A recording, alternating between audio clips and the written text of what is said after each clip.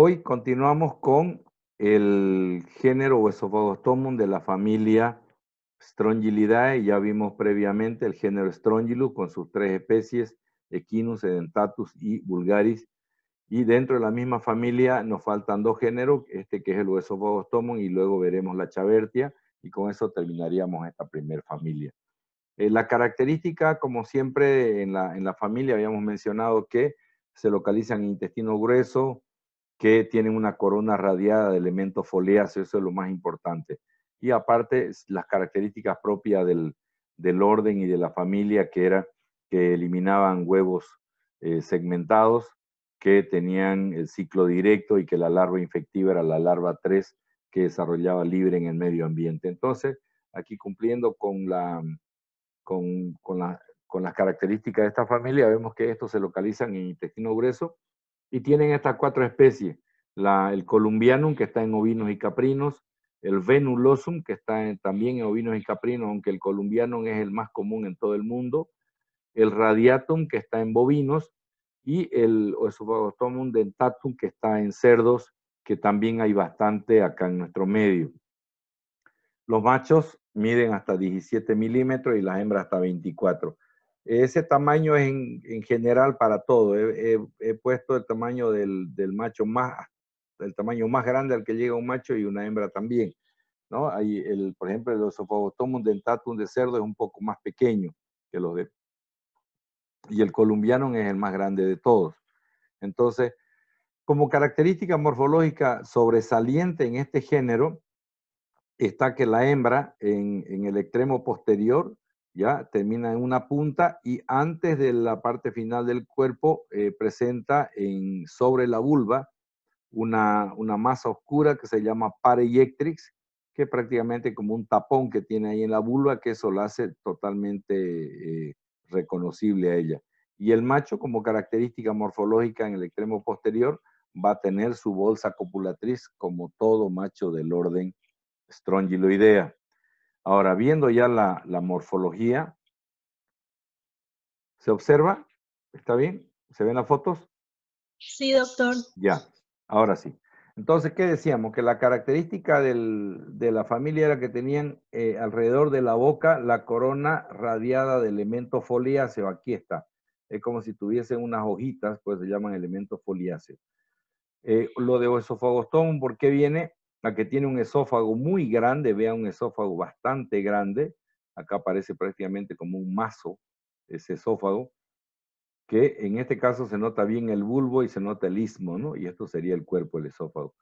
¿Qué tiene de característica importante? Vemos acá en la parte anterior la corona de elementos foliáceos. Esta saliencia, esta pequeña saliencia que tiene aquí, fíjense, parece el pico de una botella, ¿no? De una botella de vidrio, ¿no? Es sobresalido. Eso se llama la vesícula cefálica. Y luego ellos tienen unas alas cervicales que van desde acá hasta el final. Pero lo que más sobresale a esta parte, la parte anterior se llaman alas cefálicas, sería como alas de la cabeza, digamos, ¿no? Entonces tiene estas alas cefálicas que lo hacen inconfundible, vean acá, están las alas cefálicas, y después de las alas cefálicas nacen las alas cervicales, y a cervicales se refiere al cuello, ¿no? Entonces, en este no se observa mucho, solamente se ven bien las alas cefálicas, pero aquí se ven muy bien las alas cervicales que son transparentes, y lo que divide las alas cefálicas de cabeza con las alas cervicales de cuello, como decimos cuello, viene a ser esto, que es el collar cefálico, como si tuviese un collar detrás de la cabeza, vendría el collar y de ahí viene ya cervical, como decir el cuello, ¿no? Entonces, pero obviamente ellos no tienen cuello, que está más o menos a la altura del esófago. Entonces, esas son las características que lo hacen inconfundible o el esofagostomos, ¿no? Entonces, vemos vesícula cefálica, vemos alas cefálicas y alas cervicales. Eso en el extremo anterior, que todo esto normalmente llega generalmente hasta la altura del esófago. En este está muy transparente, por eso no se observa. Acá vemos a los diferentes Oesophagostomus, de acuerdo a la especie. ¿Cómo los diferenciamos? Bueno, en realidad, si está en ovino y caprino, va a ser Columbianum, va a ser Venulosum. Si va a ser en bovino va a ser radiatum y si va a ser en cerdo va a ser dentatum. Pero si queremos hacer un estudio para caracterizar ya mirándolo microscópicamente, aquí vemos bien las alas cefálicas, que sean estas, que forman esa ala cefálica. Este sería el collar cefálico y estas serían las alas cervicales, ¿no? Que son transparentes. Acá se observa mejor. ¿Cómo se los diferencia? Esto simplemente para conocimiento general. Si ustedes se fijan, ellos acá presentan unas papilas cervicales, papilas, unas puntitas, que pasan, salen de la capa muscular, porque esta ya es la capa muscular, y atraviesan a la cutícula y sobresalen unas puntitas. Estas papilas cervicales, para diferenciarlo, lo que sucede es que en el radiatum están un poquito alejadas del collar cefálico, fíjense, en el radiatum, que es el de bovino. En el venulosum están al final del esófago, ¿ya? Y en el columbianum, que es también el de ovino, estos son los de ovino y caprino, en el columbianum están inmediatamente detrás del collar cefálico. Mientras que en el de cerdo, en el dentatum, están en la mitad entre el collar cefálico y el final del esófago. Fíjense que estas quedan aquí al medio. Entonces, si vemos el columbiano inmediatamente después del collar cefálico, el radiatum un poco más abajo, el dentatum al medio y el venulosum ya estarían después del esófago. Eso cuando queremos mirar al microscopio y ver la diferencia entre las especies, ya en la parte anterior. Vamos a ver, acá tenemos la bolsa copulatriz del macho, estas son sus costillas, estas dos son sus espículas, y aquí lamentablemente se le salió el par eyectric. Este es el posterior de la hembra. Aquí termina en una punta. Este primer orificio es el poro anal, donde está la letra A, y aquí donde está la B es la vagina. Aquí estaría, perdón, no es la vagina, es la vulva donde desemboca la vagina. A esta hembra se le ha desprendido. Normalmente acá, en esta parte, así por donde estoy dibujando con el mouse, ellos tendrían una estructura que se llama pareyectrix. El pareyectrix, vamos a ver con esto, creo que con este podemos hacerlo. Tendríamos que ponerle otro color, sí. Color del lápiz, vamos a poner, generalmente es color negro. Entonces acá, esta hembra tiene una mancha así bastante grande, ¿ya? Una mancha bastante grande, y eso es lo que se llama el pareyecte. Entonces, cuando uno a veces, que esto se desprende, es como una especie, como un coágulo que tiene ahí un tapón. Entonces, cuando uno hace una necropsia y encuentra este parásito en los animales, entonces, lo que sucede es que uno mira esta estructura. Y el parásito normalmente es de color blanco y en la puntita se ve un puntito negro.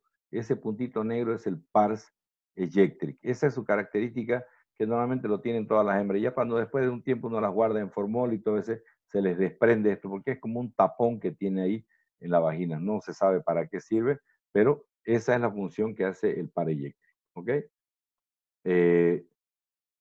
Acá tenemos también el extremo anterior, lo vemos ahí. Aquí está la vesícula, las alas cefálicas y aquí están las alas cervicales, ¿no? Acá está lo mismo. Acá vemos un esofagostomo en cópula, esta sería la hembra. Aquí estaría el poro genital, donde está la vulva.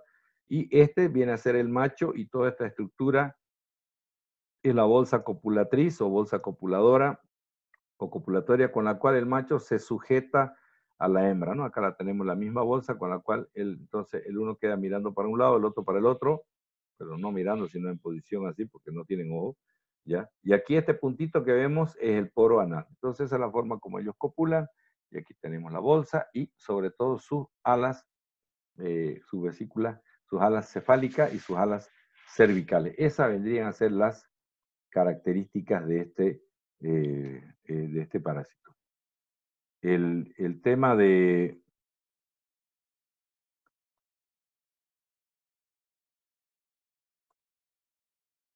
Bueno, no lo puedo sacar. Bueno, vamos a ver el ciclo evolutivo de los esofagostomos. ¿Recuerdan ustedes el ciclo tipo Strongylus? es el mismo que hemos visto siempre. Es el ciclo, este es el ciclo estándar que lo hicimos para el género Strongylo, lo recuerdan, ¿ya? Entonces, ¿qué sucede acá? Acá tenemos siempre en el tracto gastrointestinal, en este caso sería intestino grueso, donde están los adultos, en el intestino grueso. ¿Y qué sucede acá? En este intestino grueso, lo que va a haber es un macho, una hembra que van a copular, van a eliminar los huevos tipo estróngilo y estos salen y hacen exactamente lo mismo, ¿no? El huevo tipo estróngilo que tiene entre 8 y 32 blastómeros, ese huevo va a salir al medio ambiente, entre 24 a 48 horas va a tener su larva 1 formada, esta va a eclosionar, va a mudar a larva 2 y va a mudar a larva 3. Recordemos las características de la larva 3 o infectiva, que es la larva filariforme, que se le llama también, que tiene esta característica, ¿no? Fototropismo positivo, que siempre buscaba la luz, geotropismo negativo, que siempre iba en contra de la gravedad, siempre van hacia arriba, y el heliotropismo positivo, que es que siguen la dirección del sol.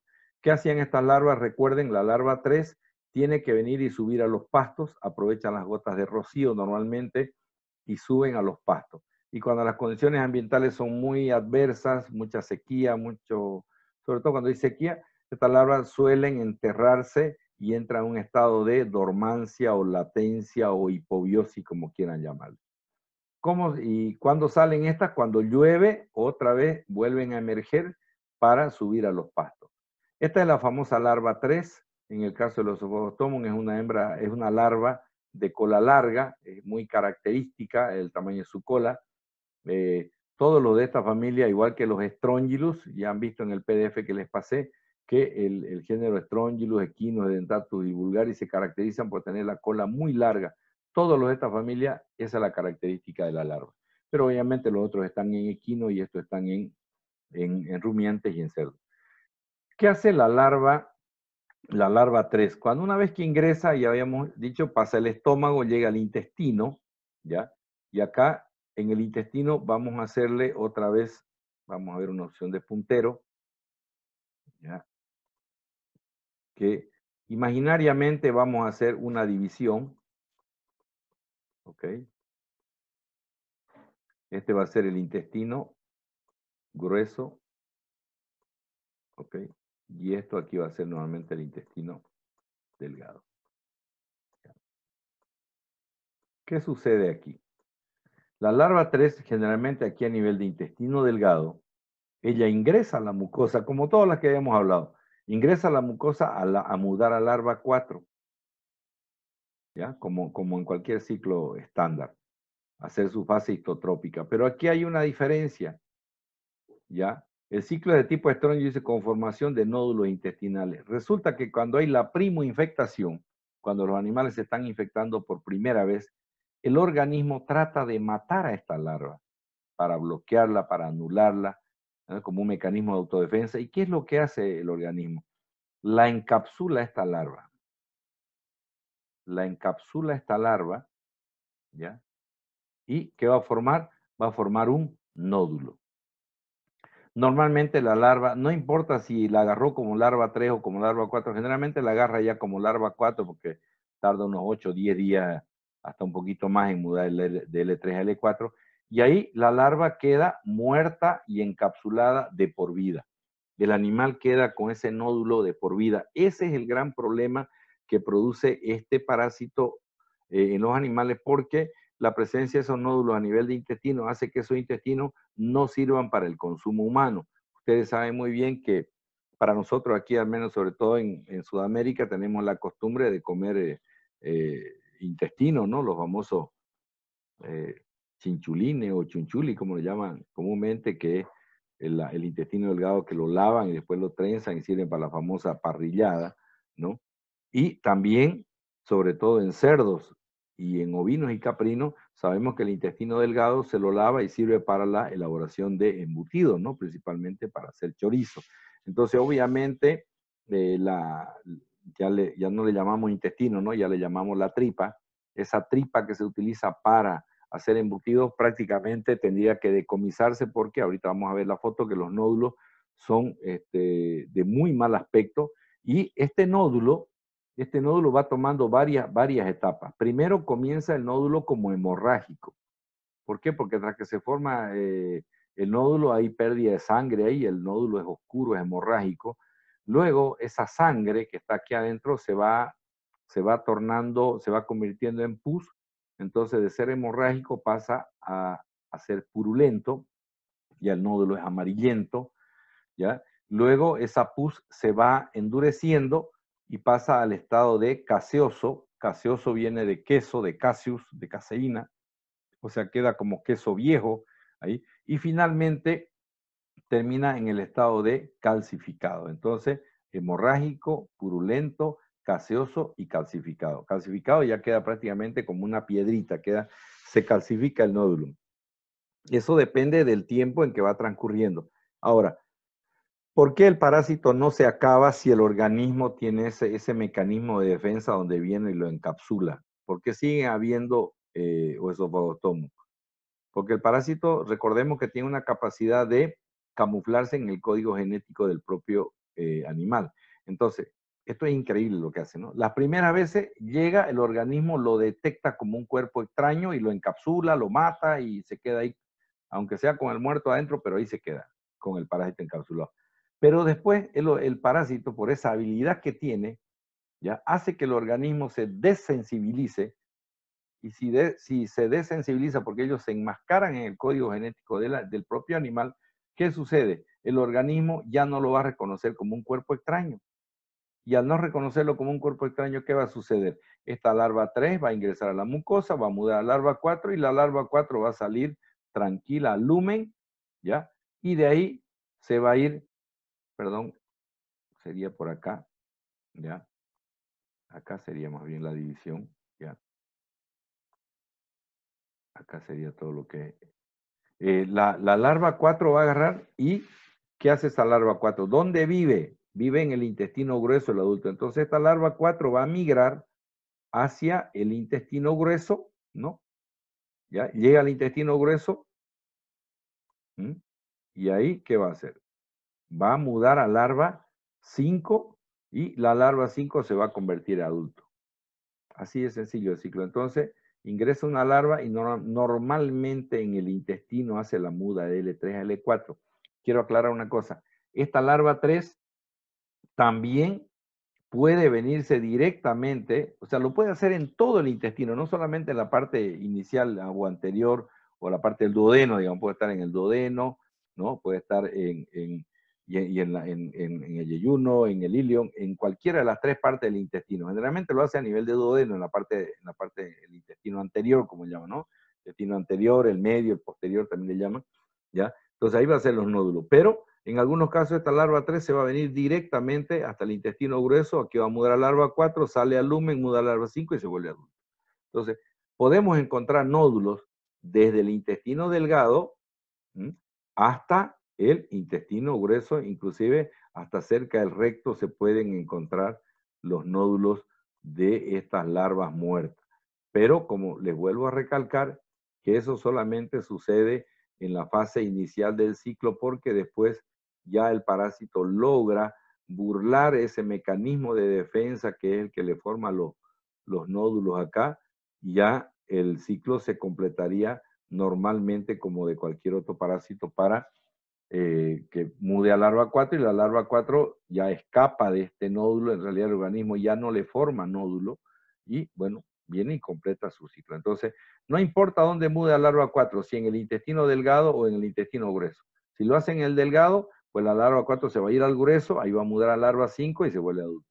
Si lo hacen en el grueso, pues sale la larva 4 y ahí directamente muda a larva 5 y se vuelve adulto. Entonces, de las dos maneras, pero la más común es esta que hemos explicado primero. Entonces, esa es la característica y esa es la importancia económica que tiene este parásito que, aunque parecería hasta gracioso de que le dieron importancia recién, según la historia, en la Segunda Guerra Mundial, cuando, ¿y qué tiene que ver la Guerra Mundial con esto, no? De que, claro, en esa época se comenzaron ya a hacer los primeros enlatados y a los soldados los alimentaban con embutidos enlatados y obviamente por la presencia de este parásito las tripas normalmente no servían para hacer embutidos y de ahí fue que comenzaron a darle más importancia al daño que producían o que producen estos parásitos a nivel de intestino, malogrando prácticamente el intestino y ya no serviría para hacer los embutidos. Eso entonces sería el ciclo evolutivo, simplemente es un ciclo directo tipo estróngilo con la única diferencia que forma nódulos en la pared del intestino. Aquí vemos los nódulos, ya acá tenemos los nódulos, miren, imagínense querer hacer, aquí vemos que están en la parte del intestino grueso, ¿no? Por eso le dije, puede estar en intestino delgado o en grueso. Miren la cantidad de nódulos, imagínense que ustedes quieran hacer unos choricitos con esto, ¿no? Unas morcillitas van a venir granuladas, ¿no? Y aquí vemos un nódulo, ven este de acá que es hemorrágico, este es nuevito, ¿no? Este ya tiene, más parece purulento, ya está en recuerden que la sangre se va convirtiendo en pus, esa pus se va endurando, ¿no? Y esto de por acá tal vez, bueno, no se ve muy bien por el grosor acá del tejido, pero parecería que estos ya están entre gaseosos y calcificados. Generalmente la mayoría de los que yo he visto personalmente, porque hay mucho aquí en ovino, generalmente la mayoría llegan hasta gaseosos. Es muy poco lo que se encuentra calcificado, pero siempre están entre purulentos y gaseosos. Entonces, obviamente, si ustedes hacen inspección en un matadero, tanto en bovinos, en ovinos, en caprinos, en cerdo, estos intestinos es causa de decomiso. Se decomisa por mal aspecto, no porque sea una zoonosis, ¿no? Porque yo me puedo comer este nódulo y lo que voy a comer es, bueno, un pequeño absceso que ahí hay un nódulo, cuando está con pus sería como un absceso o un nódulo hemorrágico, pero obviamente no se debe consumir por mal aspecto. Aquí tenemos los mismos nódulos, miren, son bastante grandes, son prácticamente como el tamaño de una lenteja más o menos, como una lenteja, como un porotito, así se los ve, y el color que tienen mucho depende del estadio en el que está. Fíjense que el anterior es visto de fuera, ¿no? Este es un corte, ya que se ha hecho un corte longitudinal, ya vemos aquí en la mucosa, o sea que los nódulos pasan hacia afuera del intestino y hacia adentro también, aquí vemos los nódulos. Entonces, obviamente produce serios daños a nivel de la mucosa y estos daños, la patogenicidad, aparte de que el parásito le va a producir el efecto de la acción exfoliatriz y todo lo que hace cuando ellos se alimentan, también van a lesionar la mucosa y una mucosa intestinal lesionada disminuye su capacidad de absorción. Por lo tanto, al disminuir esa capacidad de absorción, obviamente que ese animal lo que coma, por más que lo digiera bien, no lo va a poder absorber bien. Entonces eso va a producir que el animal pierda peso, se vaya enflaqueciendo, etcétera, etcétera, o no gane el peso que debería ganar normalmente en condiciones que cuando el animal estuviese sano. Entonces, esa es la importancia de este género Huesophagostomo. Les comento, yo crío ovinos también y pese a que hacemos un programa de control, generalmente en época de lluvia desparasitamos normalmente cada 2 meses y en época seca cada 3 a 4 meses, pero aún así, pucha, tenemos serios problemas de esofagostomos. Nunca podemos utilizar los intestinos porque hay mucho y el problema es que en los corderitos cuando a veces están comenzando a comer, entonces quiere decir que los campos están muy infectados con larvas, ¿no? Sobre todo en los potreros donde van, y el ovino tiene una desventaja, ¿no? De que él come siempre bien de abajo, entonces las larvas no necesitan subir muy arriba. El ovino siempre come agachadito, come de abajo, entonces es mucho más fácil. Cuando los corderitos están aprendiendo a comer, generalmente comen de bien abajo y es cuando se infectan. Y en la primoinfectación, en su primera infectada, a veces uno todavía no los ha desparasitado porque están muy chicos, pero a veces ellos ya se infectaron. Y ya después, por más que uno desparasite, elimina, ya no, ya si se formó el nódulo se va a quedar de por vida en el intestino. Ustedes ese ovino lo pueden faenear, normalmente faeneamos a los 6 meses, 8 meses, pero ya no desaparecen los nódulos. Es como que la mata la larva y se queda con la larva muerta ahí enquistada. ¿Ya? Entonces, obviamente, es un desperdicio de que no se pueden utilizar los intestinos. Generalmente en el cerdo, nosotros hicimos unas tesis en cerdos hace años, encontramos esofagostomum, pero Lo curioso fue de que en cerdos no había mucha formación de nódulos, pese a que encontramos bastante hueso vagostomo. Hicimos una tesis en el matadero Pampa de la Isla hace muchos años, donde identificábamos todos los parásitos, hacíamos un lavado desde el estómago hasta el recto. Revisábamos todo lo que encontrábamos y encontramos, obviamente, lo que más hemos encontrado ha sido ascari, macrocantorincho, hueso vagostomo estuvo en tercer lugar, inclusive encontramos Physaloptera, bueno, Ascaroba stringilina, encontramos en estómago, bueno, que eso no lo hemos visto todavía, pero este ha sido el de tercer prevalencia del hueso vagostomo, quiere decir que hay bastante en cerdo, pero no había mucha formación de nódulos. Pareciera que el que más daña los intestinos es el oesophagostomo columbianum. En bovinos también se ve muy poco nódulo, pese que hay bastante oesophagostomo. Entonces, básicamente el que más daño produce con los nódulos es el oesophagostomo columbianum en ovinos y caprinos. Acá vemos otros nódulos también vistos del lado de la mucosa. Estos nódulos se nota que son nuevos, ¿no? Y son nuevos porque están totalmente hemorrágicos, como pueden verlos, ¿no? Entonces, después estos se van a volver amarillentos y luego ya color gaseoso, ¿no? Más entre amarillo y blancuzco, ya se va a hacer un blanco amarillento.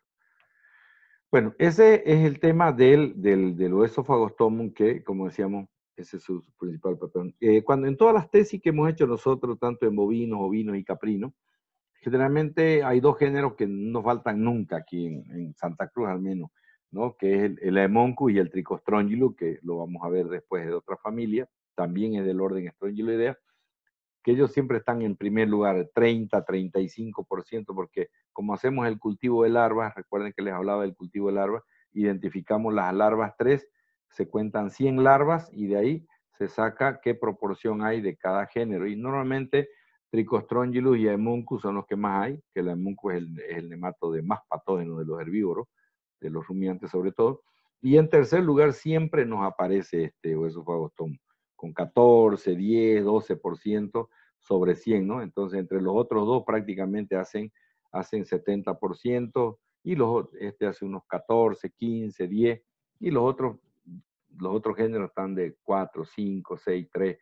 Entonces, estamos hablando como que dentro de los herbívoros, hablando de bovino, ovino, caprino y en cerdo también que hicimos, siempre este ha estado en tercer lugar con una cantidad entre 10 y 15% más o menos de los animales que están parasitados. No se olviden que hay parasitosis mixta, ¿no?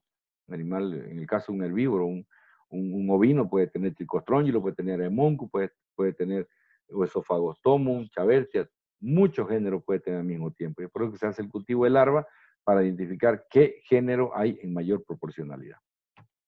Bueno, en el caso de la Chavertia ovina, ¿ya? En realidad, como es de la misma familia, obviamente tiene que localizarse en intestino grueso. Está exclusivamente en ovinos y caprinos. Los machos miden hasta 14 milímetros y las hembras hasta 20. Son un poquito más pequeñas que los esofagostomos. Y su característica es que ellos tienen una cápsula bucal grande, ¿ya? Con la clásica corona radiada de elementos foliáceos, que sí o sí tiene que tener, ¿no? Porque es de la familia, pero esa cápsula bucal grande no posee dientes. Es parecida al Strongylos edentatus. Recuerdan que tenía la cápsula bucal bien grande y adentro no había ni un diente, pero sí tienen siempre la coronita radiada alrededor. Esa es su característica de la Chavertia. Y en el caso del macho, le llaman también gusano auricular, porque parece un auricular de teléfono. ¿Por qué? Que exactamente igual que mi mano. El extremo anterior, todos los parásitos terminaban en punta. Recuerda que viene la parte anterior y termina delgadito en punta. Este no. Viene y la parte anterior más bien es más gruesa. Tiene la boca que es más gruesa que el resto del cuerpo. Ahorita la vamos a ver. Entonces, como está así doblada, inclinada, parece un auricular de un teléfono. Recuerdan los teléfonos antiguos, ¿no? Bueno, ya algunos ya ni los conocen, ¿no? Como el teléfono antiguo, el auricular así torcidito. Y en el otro extremo tiene otro engrosamiento. ¿Por qué? Igual que el auricular, ¿no? El otro ya era el del lado del micrófono, ¿no? Entonces, ¿por qué? Porque al otro lado tiene otro engrosamiento que viene a ser la bolsa copoletría. Entonces, el macho tiene un engrosamiento arriba y un engrosamiento abajo. Esa es su característica, lo hace inconfundible a este género que es la chavertia, ¿no? En el macho. La hembra, pues va a tener igual la cabeza en un extremo, va a tener esa boca grande, más gruesa que su cuerpo, pero el extremo posterior de la hembra va a terminar en una punta, igual como hemos visto el huesopostomo y los otros terminan en una puntita que no tiene ninguna característica en especial. Eso decíamos, ¿no? Que la hembra termina en punta. Bueno, el macho obviamente termina con su bolsa copulatriz. Y aquí lo tenemos, entonces esta chavertia, aquí tenemos la cápsula bucal que es bastante grande, pero fíjense, no tiene ningún diente. Sería como el edentatus, libre de dientes, pero se observa bien la cápsula bucal que alrededor tiene esta corona radiada de elementos foliáceos, ¿no? Entonces, y este vendría a ser el macho. Como le decía, la boca es más grande que la parte del cuello. Aquí vemos que aquí nace el esófago, hasta acá, fíjense, llega el esófago, y la cápsula bucal grande, entonces le da el aspecto de un auricular de teléfono, ¿no? Ya, bien parecido. Y en el extremo posterior del macho, pues tiene aquí su bolsa copulatriz y estos dos filamentitos que se ven acá serían sus espículas, ¿no? Que están bastante largas, con las que se ayudan para el momento de la cópula. Entonces, la hembra, pues no pude conseguir fotografía, pero la hembra termina en una punta, normal como cualquier hembra, donde está el poro anal al final y más arribita siempre está el poro genital. Todos los orden Strongyloidea ya no tienen como los acaroideos, recuerdan que tenían el poro genital por acá arriba, ¿no? No, ellas siempre lo tienen atrás, ¿no? Pero siempre al final está el anal y más arribita el genital. Entonces, esta sería la estructura y las características de la chavertia ovina. A ver, hay en Bolivia, la verdad que no sé, porque aquí en la parte tropical, que es donde yo he hecho, son más de 30, 40 tesis que hemos hecho acá, identificando parásitos durante muchos años rumiantes, y nunca hemos podido encontrar una larva 3 de chavertia, ¿no? Porque lo que ya dijimos que identificamos larva. ¿Por qué no hay acá? Porque este parásito normalmente es de zonas templadas y frías.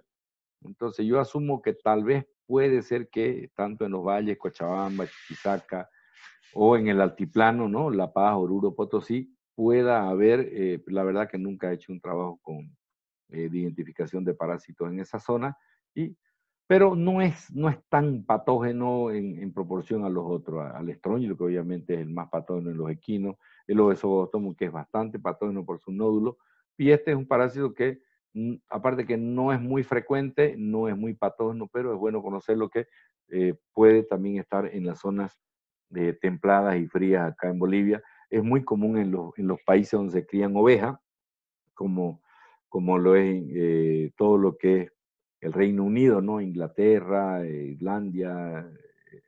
Irlanda, perdón, Escocia, ¿no? Donde se cría mucha oveja en esa zona fría. Este parásito es muy común allá, junto al nematodirus, que es otro que vamos a ver más adelante. Entonces, para esa zona sí, pero como a La Paz, a Oruro, Potosí, a los altiplano se importaron muchos reproductores hace años cuando era el negocio de la lana. Recuerden que eh, antes había mucho criadero en todo el mundo de ovinos. Debe ser la especie que más está bajando en población, porque antes todo se hacía de lana, ahora las ovejas han pasado en segundo plano de que todo se hace sintético, ¿no? Las chompas, las chamarras, los calcetines, antes los abrigos, todo de lana, y ahora ya la mayoría son sintéticos, entonces el valor comercial de la lana de ovejas se ha ido prácticamente por los suelos, y es por eso que los ovinos ahora básicamente se lo están utilizando para carne, ¿no? Ya es muy poco lo que, salvo en la Patagonia y ciertas zonas que todavía se crían, aunque el mercado mundial de la lana es un desastre. Bueno, entonces ese es este parásito que quería mostrárselo. Su ciclo evolutivo va a ser directo, similar al tipo estróngilo, o sea, un ciclo estándar que ya dijimos que ellos estaban en el intestino grueso, ¿no?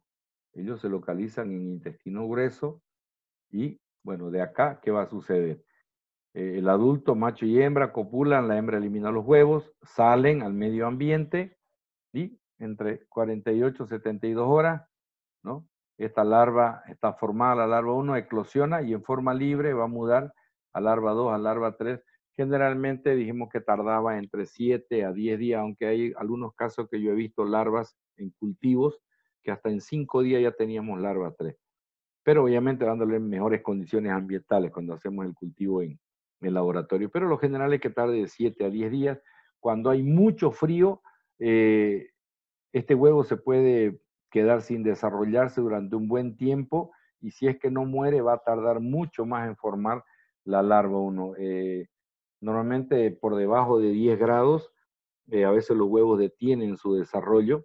Es por eso que cuando uno lleva una muestra, ya sea bovino, ovino, caprino, equino, donde sospechamos que pueden haber tipo Strongylus, si la muestra se la va a procesar después de 24 horas, hay dos opciones. O hay que llevarla muy bien refrigerada o directamente a la muestra de materia fecal hay que ponerle un poco de formol, porque con el formol se detiene el desarrollo del huevo, prácticamente se paraliza porque el huevo se vuelve inviable, ya mueren, digamos, estos blastómeros que están adentro y queda el huevo. Yo tengo muestras de más de 20 años de muestras de materia fecal donde hay muchos huevos tipo estróngilo que están en formol ahí, que la materia fecal se la mezcla con un poco de formol, queda más acuosa obviamente, pero no avanzan. Entonces, cuando hacemos el otro día, hemos terminado una tesis en bovinos en la zona de Charagua, donde la practicante iba y la tesita prácticamente se tardaba casi una semana, entonces no tenía muchas condiciones en el campo de tener freezer para refrigerar bien o heladeras buenas,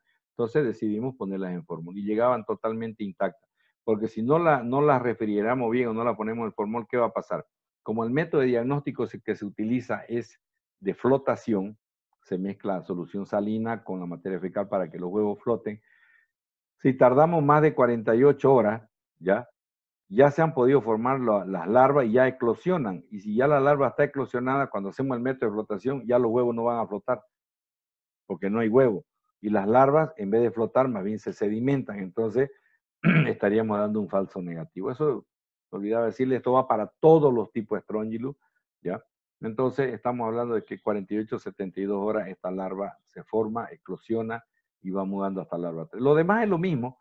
La larva 3 que tiene fototropismo positivo, que va a buscar la luz, geotropismo negativo, que siempre va a ir hacia arriba, heliotropismo, que sigue el sol, y esta ha sido una de las larvas que cuando las condiciones ambientales son muy malas en esa zona fría, es muy común que esta larva se entierre 10, 15 centímetros y haga lo que llamábamos la hipobiosis o dormancia o latencia. Y ahí permanecen hasta la siguiente primavera a veces. La larva puede vivir hasta unos 3 meses enterrada.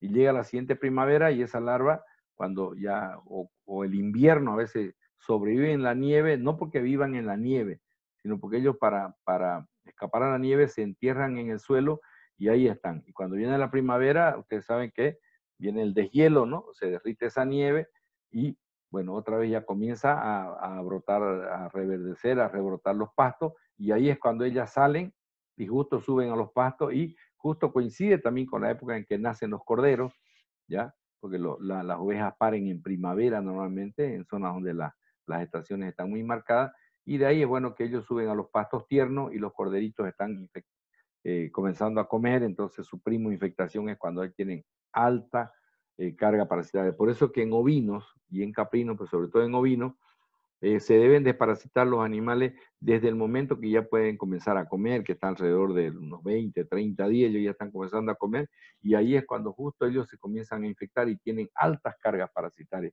Porque los animales normalmente después de un año ya tienen una carga parasitaria muy baja. Entonces, por eso es que la mayoría de todos estos estrongilidios donde la larva sube a los pastos, las cargas parasitarias son muy graves en los animales jóvenes. Y peor aún lo que vimos en el esofagostomos, que es las primoinfectaciones, cuando recién están teniendo sus primeras infectaciones. Y esto es lo mismo, solamente que ya no hay formación de nódulos, la larva 3 llega en el intestino, o sea, la primera fase la hace aquí en el intestino delgado, recordemos, y ahí muda hasta larva 4, ¿no? Ya la larva 4 que hace, migra hacia el intestino grueso para mudar a larva 5 y luego esa larva 5 se convierte en el adulto y otra vez copula en sí. Su periodo de prepatencia de este parásito está entre los 25 a 30 días normalmente, pues desde que se infecta hasta que se forma adulto. Repetimos que este proceso, la fase histotrópica, que es de L3 a L4, generalmente dura entre 8 o 10 días. Algunas, que vamos a ver más adelante, pueden quedarse todo un invierno, ¿ya? Son las larvas hipobióticas que en vez de hacer su hipobiosis aquí en el suelo, algunas la hacen en el intestino. Claro, adentro están más seguras que afuera, ¿me entienden? ¿No? Entonces, vamos a aclarar cuando lleguemos a esos parásitos que sí ellos hacen los estadios hipobióticos donde la larva 3 se introduce a la mucosa y ahí se enrolla y se queda meses y no muda larva 4. Y cuando ya las condiciones ambientales son buenas, que eso nadie sabe cómo ellos lo detectan, pues ahí muda larva 4, cae al lumen, se vuelve larva 5 y se vuelve adulto. ¿Ya? En este caso sí, no se habla de chavertia de larvas hipobióticas a nivel de mucosa. ¿Ya? Ese entonces sería el ciclo evolutivo de esta chavertia ovina. Y bueno, con esto prácticamente estaríamos terminando esta familia Strongyllidae del orden Strongyloidea. Con esto damos por finalizado esta familia.